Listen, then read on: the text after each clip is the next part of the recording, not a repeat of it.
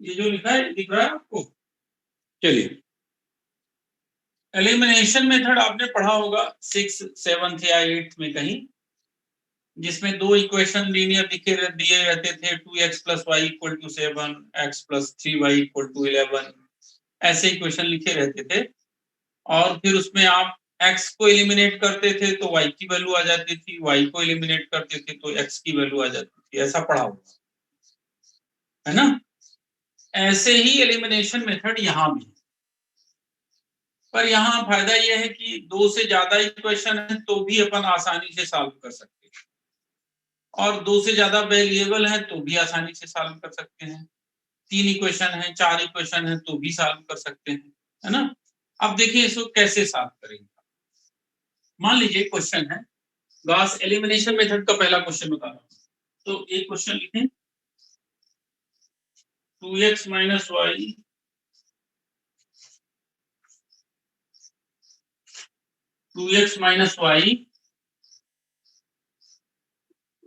plus 3z equal to 9, x plus y plus z equal to 6, x minus y plus z equal to 2। ये equation है जिसे आपको solve करना। दिख रहा है क्लियर कट? देख, समझने में तो कोई परेशानी नहीं हो रही है? जो ब्लैक बोर्ड में, जो व्हाइट बोर्ड में लिखा है उसे समझने में तो कोई प्रॉब्लम नहीं हो रही, या और पास करें?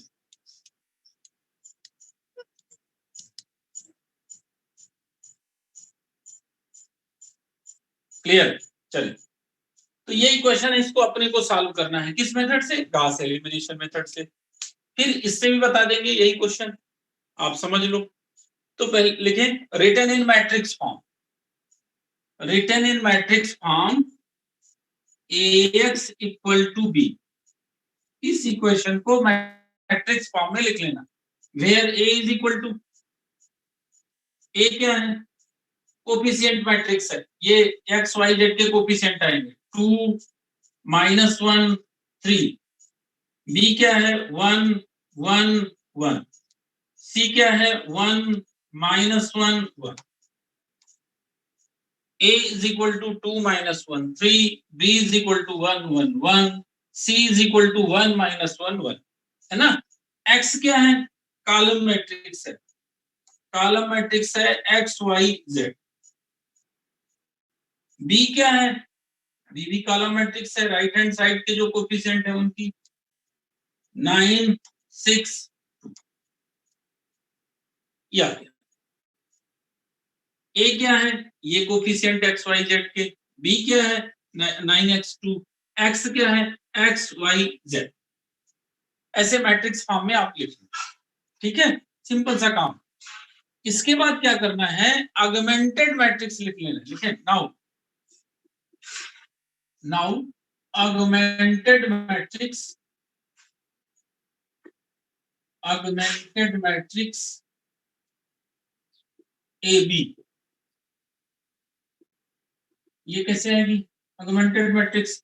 पहले तो आपको A लिख लेना, 2 -1 3, फिर 1 1 1, फिर 1 -1 1, फिर ऐसे एक डॉट लाइन खींच दें, उसके बाद B के एलिमेंट लिख लें, तो B के एलिमेंट है 9 6 2। ये हो गई ऑगमेंटेड मैट्रिक्स। दिख रहा है? कैसे करेंगे ऑगमेंटेड मैट्रिक्स? ए मैट्रिक्स लिख लेंगे, डॉट लगा के बी की वैल्यू लिख देंगे 9 6 2।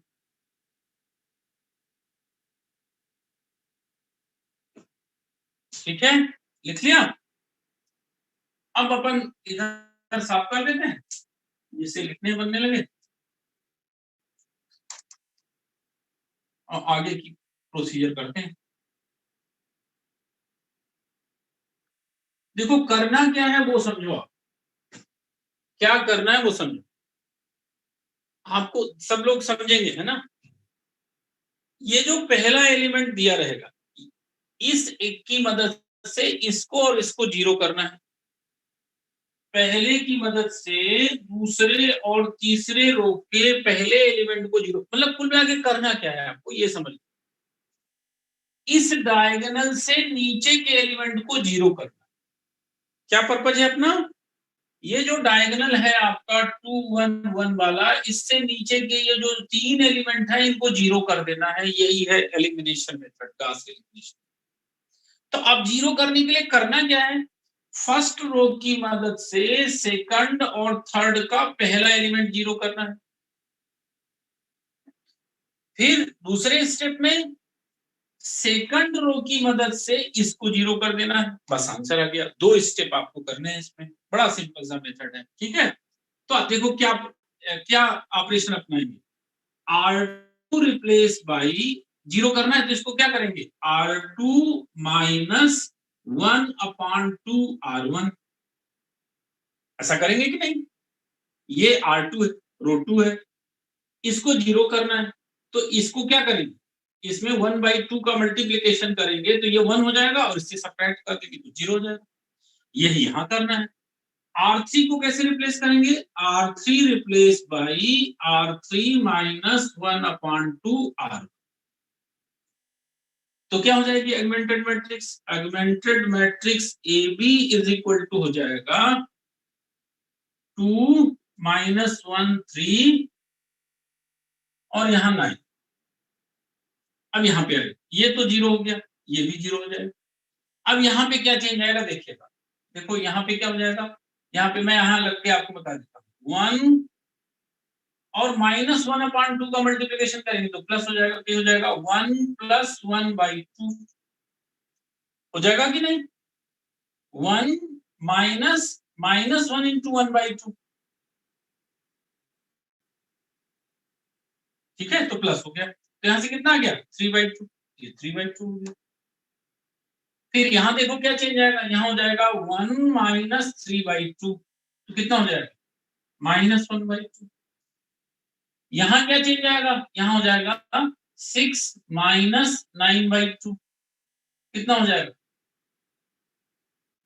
3/2। यहां भी 3/2 आ गया। ये दूसरी रो। तीसरी रो में क्या जाएगा, यहाँ पे देखो क्या आएगा, यहाँ पे हो जाएगा, देखो यहाँ पे ऐसा हो जाएगा, ये बाकी सारा सेम है। यहाँ पे क्या हो जाएगा -1 + 1/2, तो -1 + 1/2 हो जाएगा कितना -1/2, तो यहाँ -1/2 आ गया। यहाँ क्या चेंज आएगा, 1 है ऊपर नीचे, सेम वैल्यू आ जाएगी -1/2 आ जाएगी, क्योंकि सेम ऑपरेशन कर रहे हैं आप। यहाँ पे क्या चेंज आएगा, यहाँ पे हो जाएगा 2 माइनस 9/2, तो -5/2 आ जाएगा। यहाँ पे -5/2 आ गया। ये आ गया आर्गुमेंटेड मैट्रिक्स। समझ में आया कैसे आया, बताओ भाई, ये समझ में आया कैसे आया आपको? मैट्रिक्स तो पढ़े होंगे आप, सिंपल सा ऑपरेशन करना है आपको। समझ में आ गया? कोई एक लिखो भाई, समझ में आ गया नहीं आ गया? ये क्या जो ऑपरेशन किए उसकी वैल्यू ही तो निकाल रहे थे, समझ में आ गया ना? हाँ, करना ने कहा समझ में आ गया, गौरव का भी। चलो ठीक, समझ में आ गया। अब अगले स्टेप में क्या करना है, पहले स्टेप में क्या किया अपन ने, इसकी मदद से इसको 0 कर दिया। दूसरे स्टेप में क्या करना है, इसकी मदद से इसको 0 करना है, बस इतना ही काम करना है। तो देखो दूसरा ऑपरेशन क्या होगा, दूसरा ऑपरेशन होगा, ये मैं ऊपर लिख देता हूँ, एक ही क्वेश्चन तो बताना, दूसरा बताना।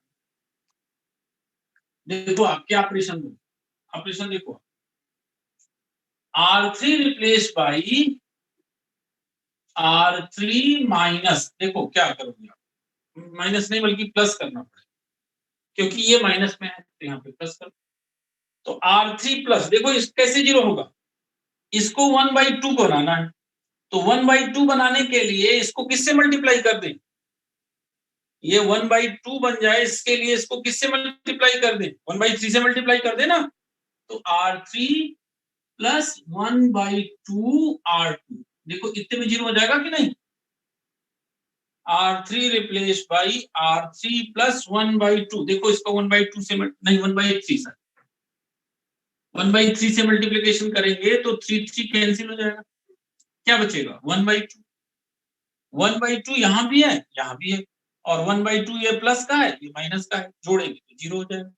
ठीक है, तो कर देंगे, तो क्या हो जाएगा, augmented matrix AB is equal to 2 -1 3 0 3/2 -1/2 इधर का भी लिख दे 9 और 3/2। पहली दो रो में कोई चेंज नहीं आएगा, तीसरी रो भर में चेंज आएगा, उसमें भी इस ये तो 0 ही रहेगा। अब देखो ये भी 0 हो जाएगा, बस ये दो की वैल्यू। यहाँ पे क्या आएगा वो देखना, यहाँ पे क्या आएगा, पहले था क्या था -1/2, देखो यहाँ पे क्या आएगा -1/2 और प्लस नहीं माइनस ही हो जाएगा क्योंकि ऊपर माइनस। इसमें 1/3 का मल्टीप्लिकेशन करेंगे, देखो आप 1/3 का, तो ये क्या हो जाएगा -1/6। देखो -1/2 इसमें 1/3 का मल्टीप्लिकेशन किया तो -1/6, 6 आ गया एलसीएम, 3 आएगा तो यहाँ -3 -1 -4/6 और -4/6 को आप सॉल्व कर लेंगे तो यहाँ पे आ जाएगा -2/3। अब देखो यहाँ क्या आएगा, यहाँ का भी सॉल्व कर लेते हैं।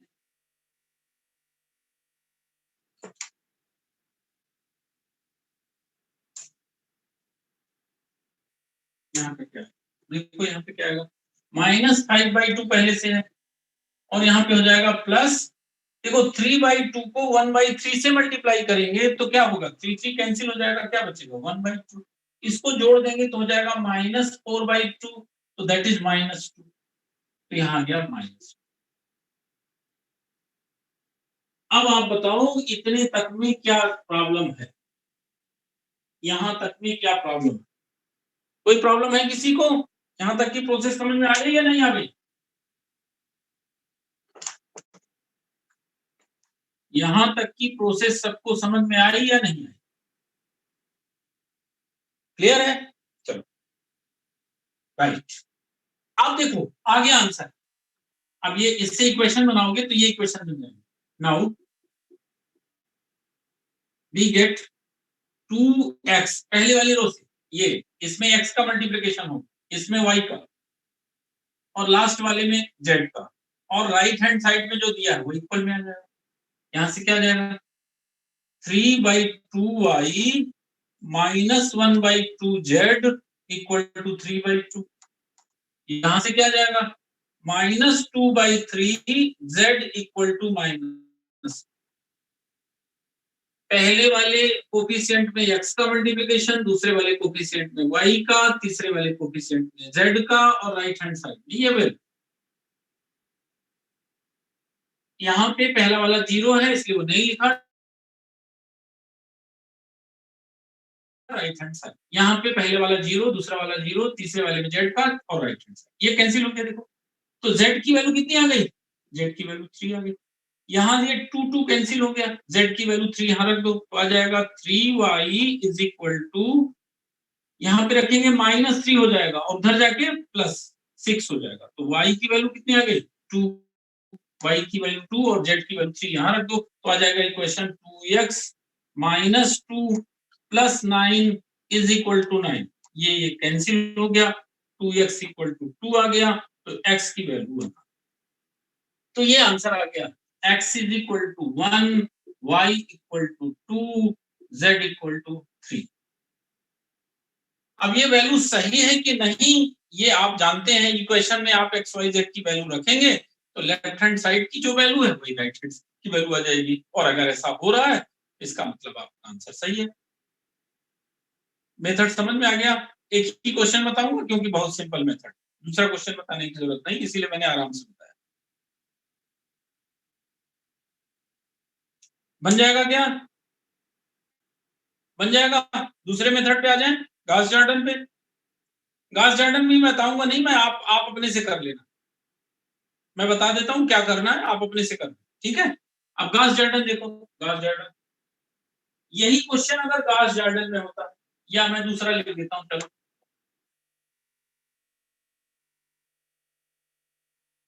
गॉस जॉर्डन देखो, गॉस जॉर्डन मेथड, दरअसल Gauss Jordan method Gauss elimination method से ही आया है, थोड़ा सा इंप्रूवमेंट कर दिया गया। जैसे मान लीजिए ये क्वेश्चन लिखा हुआ है 10x + y + 2z equal to 13, दूसरा क्वेश्चन है 3x plus 10y plus z equal to 14, 2x plus 3y plus 10z equal to 15।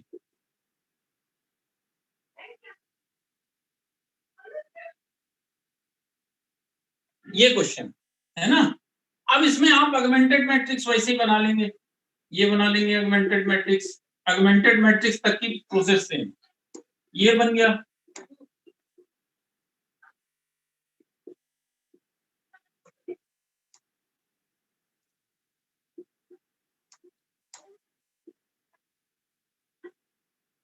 या ऑगमेंटेड मैट्रिक्स, ठीक है।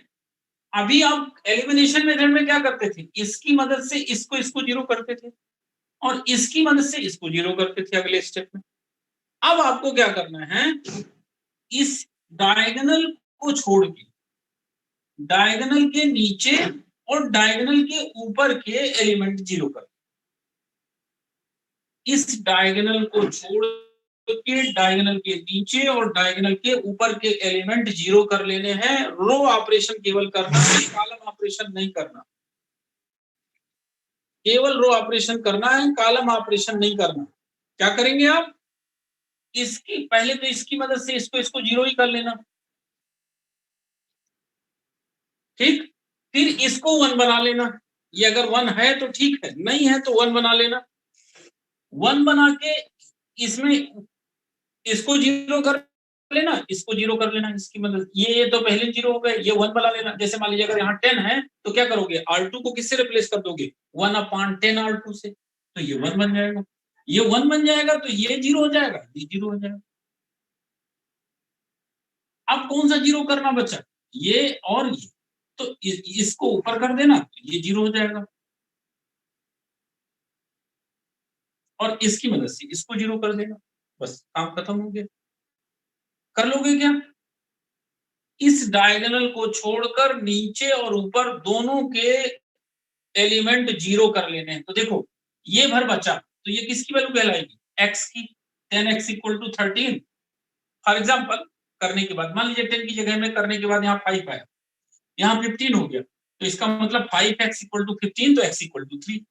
यहाँ जो वैल्यू बचेगी वो y के लिए हो जाएगी और यहाँ जो वैल्यू बचेगी वो किसके लिए हो जाएगी, z के लिए हो जाएगी। x y z तीनों की वैल्यू, मतलब इसमें ऐसा रिस्ट्रिक्शन नहीं है कि केवल इन तीनों को जीरो करना है, इसमें इन तीनों को भी जीरो कर, मतलब इस डायगोनल के नीचे और ऊपर दोनों को आपको जीरो करना है। ये है गॉस डायगोनल।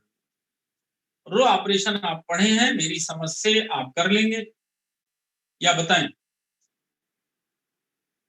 कर लें तो हम नया मेथड बताएं, सिलेबस बढ़े। बताएं भाई, जल्दी बताएं, Gauss Seidel Gauss Jacobi method बताएं, इसी क्वेश्चन में गॉस जैकोबी मेथड बता दें, जल्दी बताओ जल्दी, कर लेंगे ना, कुछ नहीं करना, इसकी मदद से नीचे और ऊपर को जीरो कर लेंगे।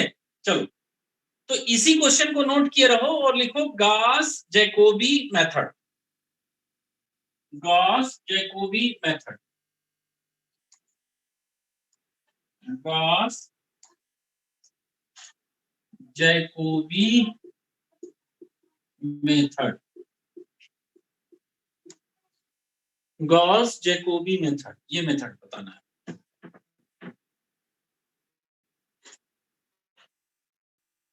क्वेश्चन यही लिखा रहने दीजिए, प्रोसेस बदल जाएगी, क्वेश्चन यही रहेगा, प्रोसेस दूसरी, प्रोसेस आप देखिए कैसे करना है।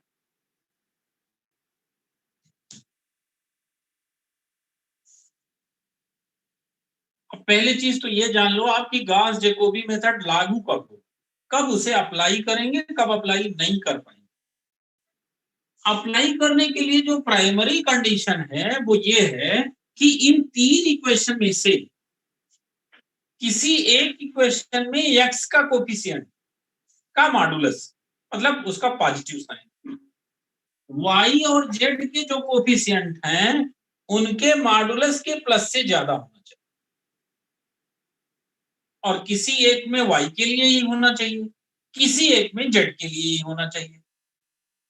मेरी बात समझे? अभी लिखूंगा तो ज्यादा समझ में आएगा। जैसे इस क्वेश्चन में क्या है, ऐसे लिखेंगे, since mod 10 is greater than mod 1 plus mod 2। देखो mod 10 क्या है, x का कोफिशिएंट, mod 1 क्या है, y का कोफिशिएंट, mod 2 क्या है, z का कोफिशिएंट। तो ये x का कोफिशिएंट y और z के कोफिशिएंट के मॉडुलस के सम से ज्यादा है, इसलिए ये x के लिए सॉल्व कर लेंगे। अगर ऐसा नहीं होता तो फिर गॉस जैकोबी मेथड को हम अप्लाई नहीं कर पाएंगे। और ये जरूरी नहीं है कि वो x का पहला इक्वेशन में ही ऐसा हो, ऐसा भी हो सकता है कि ये तीसरे नंबर पे लिखा हो, ये पहले नंबर पे, तो भी इसको x के लिए सॉल्व करेंगे। मतलब जिसका कोफिशिएंट सबसे बड़ा है उसको उसी वेरिएबल के लिए सॉल्व करना है। दूसरे वाले इक्वेशन में भी क्या है, mod 10 is greater than mod 3 plus mod 1।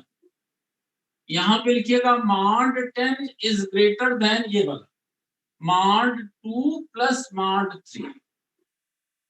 यहाँ पे x का कोफिशिएंट सबसे बड़ा है, इसको किसके लिए सॉल्व करेंगे, सॉल्व फॉर x। ये किसके लिए सॉल्व होगा, सॉल्व फॉर y। और ये किसके लिए सॉल्व होगा, सॉल्व फॉर z। अगर ऐसा नहीं हो रहा है तो फिर ये मेथड एप्लीकेबल नहीं है, इसलिए ये कंडीशन सबसे पहले आपको देखनी है। ये यहाँ पहले नंबर पे भी होता तो भी इसको z के लिए ही सॉल्व करेंगे। क्यों? क्योंकि z का कोफिशिएंट बाकी दोनों से अधिक है। मेरी बात समझ में आ गई या नहीं आई? ये जो मैंने कंडीशन बताई ये ट्राई करना, समझ में आ जाएगा। यही यहां करना है, यही अगले मेथड में भी करना है,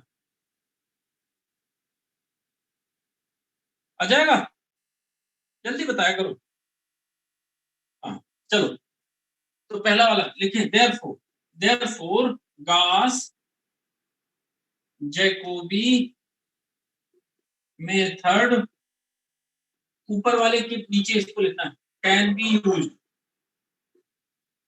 used therefore x equal to, अब x की वैल्यू यहां से आ जाएगी, यहां से क्या जाएगी, 1/10 13 माइनस y माइनस 2z।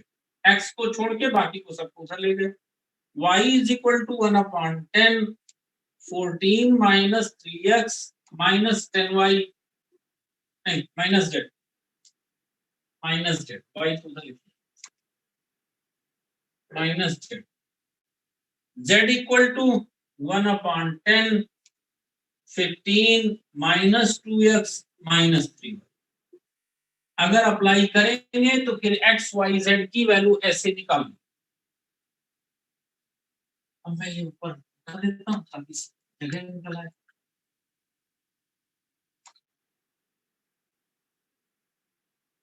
लिख लिया आपने, लिख लिया? अब फिर क्या करना है, यहां तक समझ में आ गया होगा। अब लिखें, take initial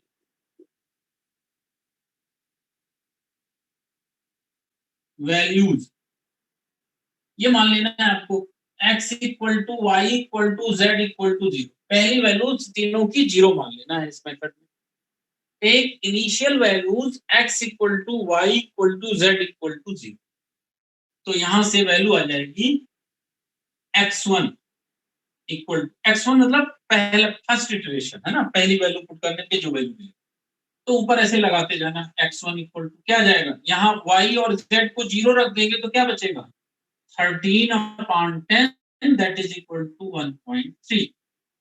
y1 equal to 14/10, क्यों? क्योंकि x और z को 0 रख देंगे तो 14/10 बचेगा, तो 1.4 आ जाएगा। और z1 की वैल्यू कितनी आएगी, 15/10 दैट इज इक्वल टू 1.5। यहाँ पे x और y को 0 रख दिया तो ये वैल्यू आ जाएगी। पहला इटरेशन। समझ आया नहीं आया? वैल्यू आपको समझ में आ गई या नहीं?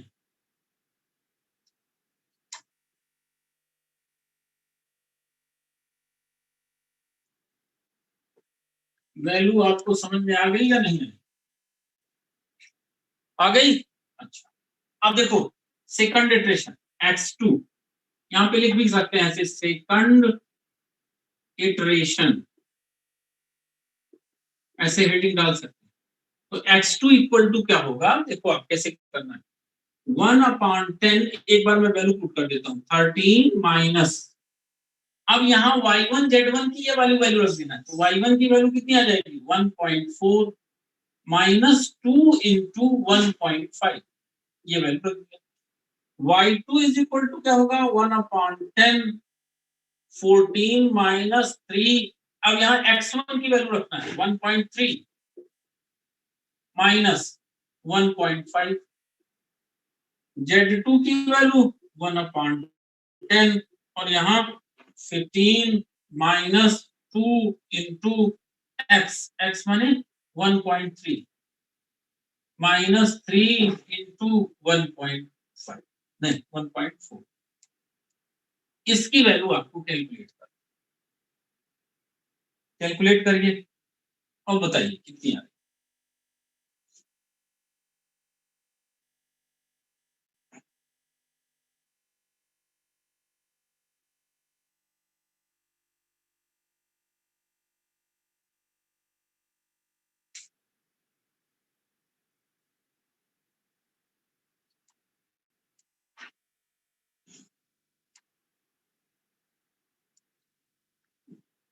अब इसके बाद अपन थर्ड इटरेशन निकालेंगे, थर्ड इटरेशन, थर्ड इटरेशन में यहाँ x3 आ जाएगा, यहाँ y3 और यहाँ z, x3 की वैल्यू जब ये वैल्यू आ जाएगी तभी ये निकलेगी, ये होगा 1/10, 13 माइनस जो वैल्यू यहाँ आएगी x2 की वैल्यू जो आएगी, क्या है x2 की वैल्यू, x2 की वैल्यू क्या है,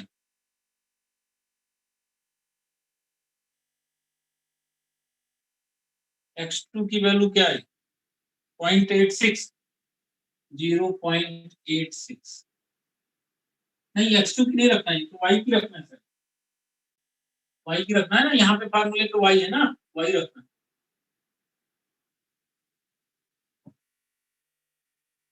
y की रखना है भाई, y की बताइए,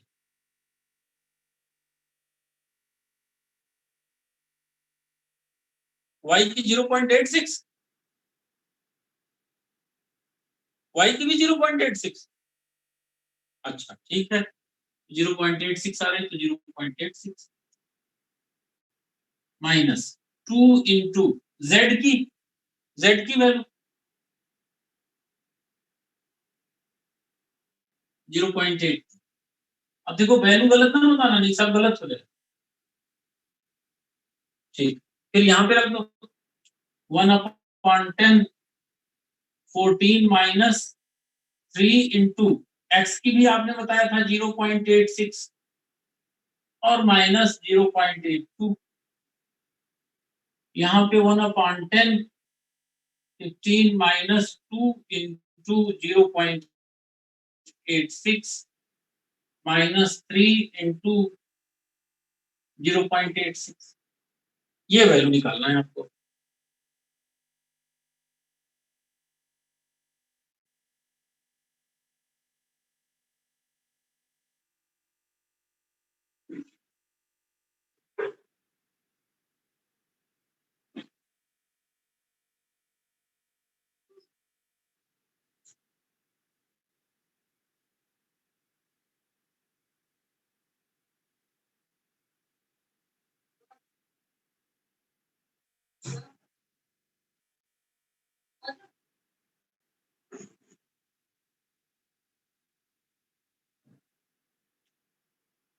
क्या ही वैल्यू,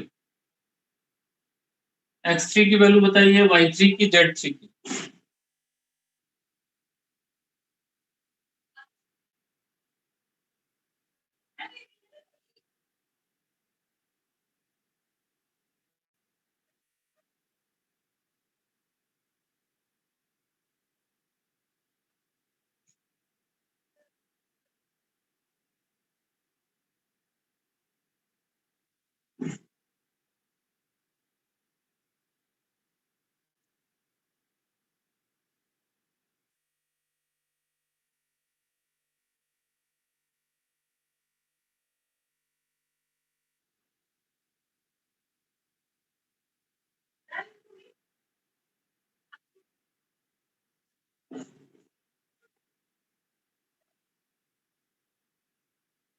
x3 1.0, ठीक है।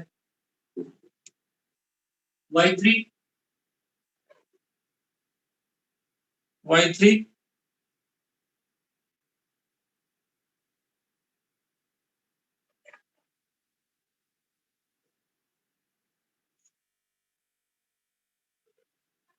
y3 1.06, z3 1.08। अब क्या करेंगे, x4 निकालेंगे। इसके बाद क्या निकालेंगे, x4। अब देखो भाई, अब आगे आप करते जाना, मैं प्रोसेस बता देता हूं। अब ये वैल्यू पुट करके x4 y4 z4 निकालोगे। अब आप करोगे कहां तक ये, तो करने का तरीका ये है कि जैसे मान लो कि x4 अपन ने निकाला लिया है, y4 गया है,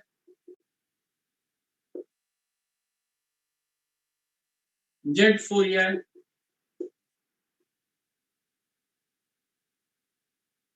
और फिर x5 ही आया,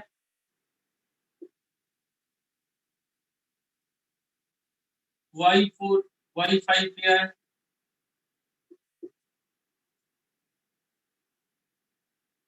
और z5 भी आया। तो देखो x4 और x5 की वैल्यू बराबर आ रही है, लगभग वन पॉइंट, पॉइंट के बाद के दो डिजिट मैच कर रहे हैं। y4 को y5 से कंपेयर करिए, z4 को z5 से कंपेयर, मतलब जिन दो स्टेप में कंसेक्यूटिव स्टेप होने चाहिए, मतलब x7 की जो वैल्यू आए वही x8 की आ जाए, y7 की जो वैल्यू आए वही y8 की आ जाए, Z7 की जो वैल्यू आए वही Z8 की वैल्यू आ जाए। जहां ऐसा हो जाए वहीं आपको आंसर मिल गया, है ना। फिर आप ऐसे लिख लेंगे, since x4 is equal to x5 equal to 1.002, that is approximately equal to 1, y4 is equal to y5 is equal to 1.005, approximately equal to 1। इसी तरह z4 is equal to z5 equal to this thing approximately equal to this, therefore x equal to y equal to z equal to 1 is solution of given answer, given question। समझ गए आप क्या करना है, बन जाएगा क्या, कर लेंगे ना प्रोसेस। गास जैकोबी मेथड में थोड़ा सा इंप्रूवमेंट कर देंगे तो गास सीधा लग जाएगा, लेकिन अब आज 3 मेथड हो गए इसलिए चौथा नहीं कराएंगे, या कहो तो अब करा दें, हमें कोई दिक्कत नहीं है ना। पर 3 मेथड अच्छे से कर लो, तीनों के एक ही क्वेश्चन तो कम से कम घर में कर लेना अपने से। ये मेथड समझ में आ गया, गास जैकोबी मेथड समझ में आ गया। कल 2 मेथड बता देंगे, गास सीडल और वो क्राउड्स मेथड, 2 मेथड कल बता देंगे। कर लोगे अब आगे का इसको कर लोगे, ठीक, बस 2 मेथड कल बता देंगे तो ये मेथड कंप्लीट हो जाएंगे, ठीक है। क्लियर, समझ में आया कि नहीं आया, क्लियर समझ में आ गया।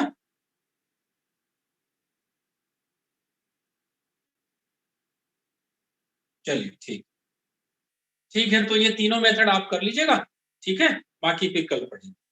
चलिए, ओके।